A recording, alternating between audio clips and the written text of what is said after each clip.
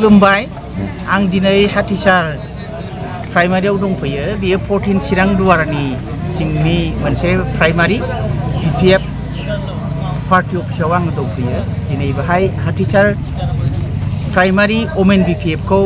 गुवारै दाफुंना लानाय जादों सिगाङावनो दंखायो बेहाय दा आफादगिरिया माखासे एंगारनो हायै असुबिदा आरो बिथांनि मावनो हानाय रोंगौथिखौ नुनानै बिथांखौ जोङो दिनै ब्लकआव लांनानै बिथांनि जायगायाव गोदानै जोङो आफादगिरि गायसनबाय आरो फुल प्लेजेड 100 जन जोंहा आइजोफोरनिफ्राय 100 जन मेम्बार थायो बेखौ दाफुंनाय जाबाय दिनै जों बुंनो हायो हाथिसार प्राइमारि हिसाबै BPF आइजो BPF आ राफोद जाबाय आरो बियो आइजोफ्रा BPF राजखान्थि दोलोआव गोख्रोङै खामानि मावनायाव आरो फैगौ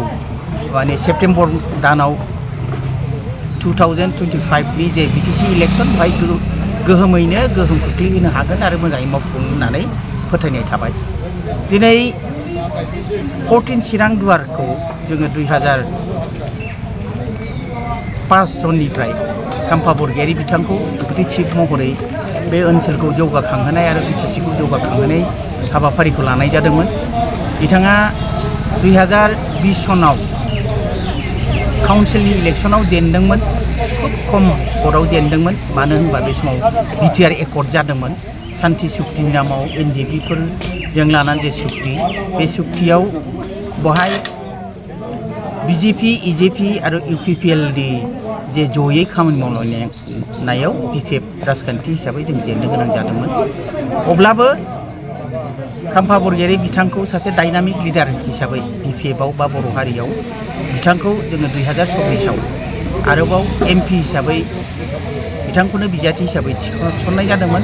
नाथाय बे MP-आवबो बिथाङा देरहानो हानाय जायाखै बे दुखुनांथाव अब्लाबो रायजो राजाफोरनि गोसोआ बायाखै BPF हिसाबैनो दङ नाथाय हठात 2025 नि 2 फेब्रुवारि खालि खाम्फा बरगयारी बिथाङा BPF-खौ नागारनानै 8 फेब्रुवारियाव बिथाङा UPPL-आव बाहागो लाहैदोंमोन बिथांजों लोगोसे माखासे मावथि बिथांमोनहा थांफादोंमोनब्लाबो उनाव सप्ता खनसेनि उनावनो बांसिनानो गोदानै आरो BPF-आवनो फैफिनदों बिदि हिसाबै आङो थांनाय दिनै खाम्फासार थांनाया फेब्रुवारि मासाव थांदों एप्रिल दाननिफ्रायनो बे 14 चिरां दुवाराव गामि गामि हाबनानै प्राइमारि आङो गिदिंगासिनो दङ निरुपमा बरगयारी बायदिखौ लानानै बहाय नुदों दोलो हिसाबै आरो रायजो राजाफ्रा जोबोरैनो मोजां हाग्रामा महिलारि दैदेननायनि जे खामानि मावनाय बिथांमोनहा खुब मोजां आरो आइजोफ्रा बांसिन आग्रह दङ होननानै बहाय नुनो हानाय जादों मानोना UPPL-आ जेब्ला भट समाव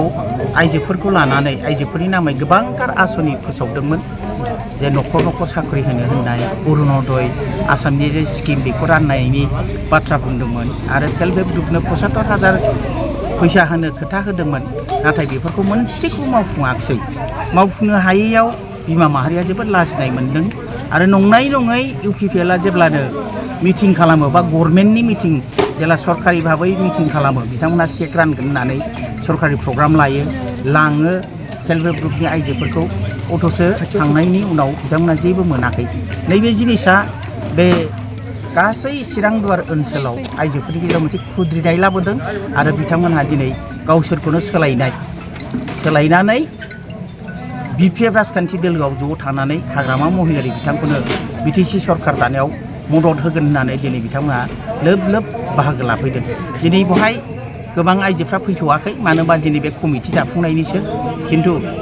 गुबुन प्राइमारिफ्राव गिदिंनानै जेरै नुदों बाहाय BPF-नि अबस्थाया जोबोरै मोजां मानो होनोबा UPPL-आ दिनै थाखानाय जे बिजाथि दङ रनजित एबा फेरेंगा बिथाङा जेरैबायदि माने गाज्रि सोदोबफोरखौ बाहायनानै गुलाय गुजाय समाजनि एन्टि ससियेल माखासे माने सहायथावै बाथ्राफोरखौ सोदोबफोरखौ बिथाङा बाहायो आरोबाव जेरैबायदि जौगाखांनाय खोथा होनाय बायदि मावनांगौ बेखौ मावनो हायाखै फारसेथिं बिथांमोननि दोलोनि जों खोनादों माने प्रमद बर' बिथांनि OSD-नो सोरबा डक्टर सांग्रांनो बिथाङाबो जेरैबायदि बबे फैसाजों मा मावदों गामि ओनसोलफ्राव माखासे लामा फिसा फिसौ माने गोदान लामाखौथ' बानायनो हाखायाखै बानायखायाखै बहाबा बान्दो दालां अखा हानाय समनि खुरख'नाय जायगाफोरखौ बिथांखौ बानायनाय जों नुदों दा बिथाङाबो गेलेगोननि मोनसे थिरांथाखौ जों नुनो मोन्दों UPPL निफ्राय फारसेथिं खाम्फा बरगयारी बिथाङाबो गावनिनो समस्ति जिहेतु बिथाङाबो टिकेट मोनगोन होननानै जिहेतु UPPL आव थांदों गतिके बिथाङाबो मोनसे टिकेटनि दाबिदार दा साथाम मानसिया दिनै बे UPPL निफ्राय टिकेटनि दाबिदार जानानै दं गावजों गाव गोरोबलायाखै बे फारसेथिंबो जोङो चिरां दुवार हिसाबै BPF राजखान्थि दोलोखौ गोख्रोंसिन नुदों जायनि थाखाय फैगौ माने खम समनि गेजेरावनो आगस्ट दाननि बधय फार्स्ट उइकआव बिथांमोना माने जइन जानो थाखाय आंजोंबो अनेकानो बुंदों 200 जननिसो बारा जाबाय आंनि खाथियाव लिस्टआनो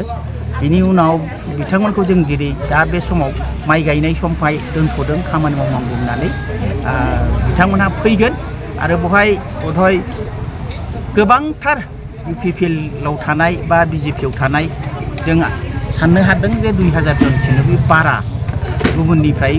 दोलोनिफ्राय BJP आव हाबसिगोन आरो बिथांमोन फैयोबा